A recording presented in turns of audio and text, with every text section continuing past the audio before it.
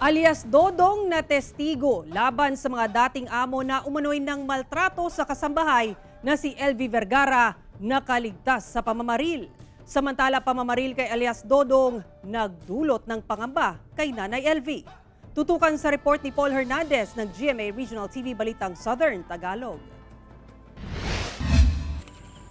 Gabi nitong Martes nang pasukin ng hindi pa nakikilalang lalaking umano'y nakabonet ang tinutuluyang bahay ni alias Dodong sa Paluan Occidental, Mindoro. Dumiretso raw ito sa kwarto at saka siya pinagbabaril pero mabilis na nakatakas. Pumasok, tinadyakan daw yung pintuan habang siya is nanonood ng TV. So pinutukan siya, nakaiwas siya, tumalon siya doon sa nakatakas siya, pumunta siya doon sa kabilang bahay. Nagtago siya doon, then pumunta sa bahay ng kanyang amo. Nasa pangangalaga na raw ngayon ng mga otoridad ang biktima pero hindi na idinetalye ng Occidental Mindoro Police ang pinagdalhang safe house kay alias Dodong. Ang suspect, posible raw na siya rin umanong umaaligid sa bahay ng biktima. Kasi nga, yan yung nababantayan na natin mga nakaraang araw na may naghahanap daw sa kanya. Si alias Dodong ang isa sa mga tumayong testigo sa kaso ng pangmamaltrato ng mga dating amo ng kasambahay na si Nanay LV Vergara. Ang nangyari kay Dodong, nagdulot ng pangamba at takot kay Nanay LV. Kuya Dong, salamat